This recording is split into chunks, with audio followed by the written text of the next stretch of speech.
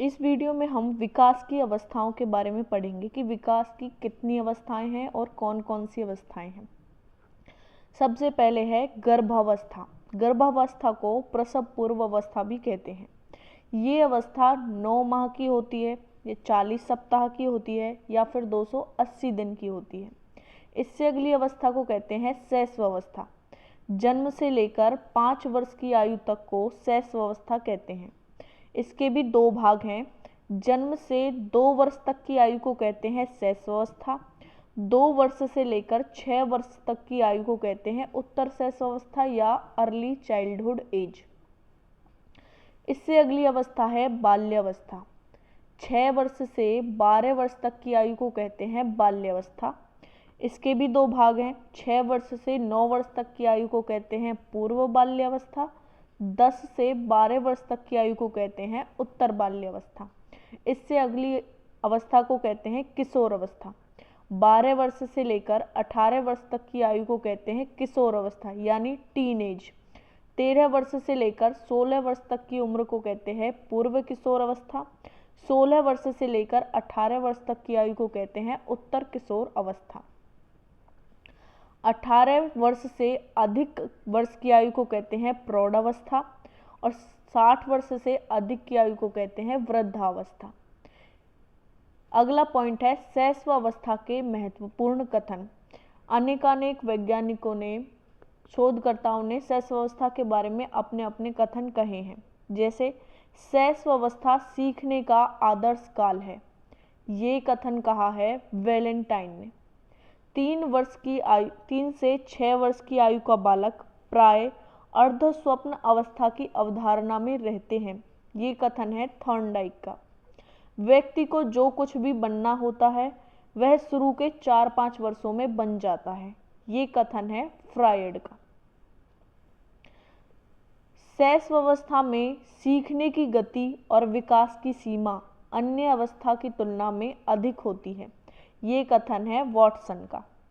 प्रथम 6 वर्ष बालक बाद के 12 वर्ष का दुगना सीख जाता है, यानी बाद के 12 वर्षों में बालक जितना सीखेगा उससे दुगना बालक प्रथम 6 वर्षों में सीख जाता है, ये कथन है गैसल का।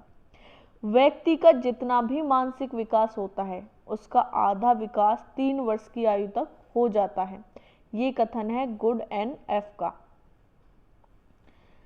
शैशवावस्था औसतन जन्म से 5 या 6 वर्ष तक चलती है, जिसमें संवेदनात्मक मार्ग कार्य करने लगते हैं।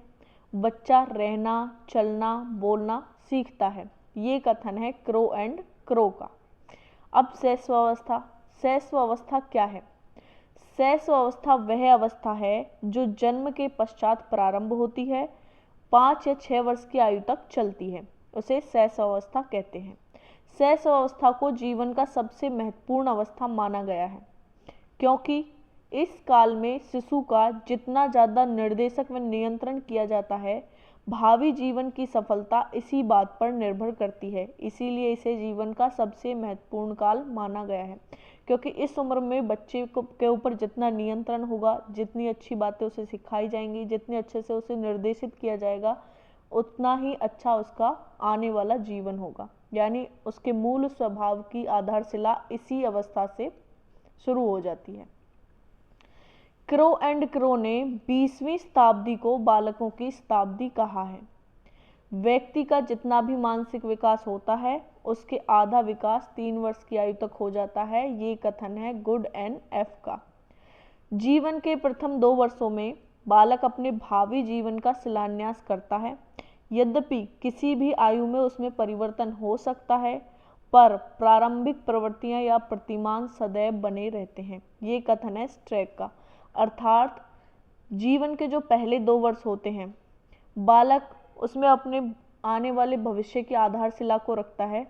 किसी भी आयु में उसमें परिवर्तन तो हो सकता है, किंतु उसका जो मूल स्वभाव होगा, चाहे अच्छा हो या बुरा हो, वो मूल स्वभाव सदैव बना रहेगा, वैसा ही रहेगा। शैशवावस्था के उपनाम। पहला है अतार्किक चिंतन की अवस्था। शैशवावस्था को संवेदीगामक अवस्था भी कहते हैं। शैशवावस्था को खिलौनों की आयु या टॉय एज भी कहते हैं, क्योंकि इस उम्र में बच्चा खिलौनों से सीखता है, खिलौनों से खेलता है। अनुकरण द्वारा सीखने की अवस्था, जीवन का सबसे महत्वपूर्ण काल, क्योंकि इसी काल में बच्चे के आने वाले भविष्य इसी काल पर निर्भर रहता है। संस्कारों के निर्माण की अवस्था, संस्कार जितने भी दिए जा सकते हैं उसे इसी काल में दिए जा सकते हैं, क्योंकि विकास तीव्र गति से होता है और आने वाले जीवन की आधारशिला यही समय है उसका। सीखने का आदर्श काल। शैशवावस्था की विशेषताएं। शैशवावस्था की पहली विशेषता है शारीरिक मानसिक विकास की तीव्रता।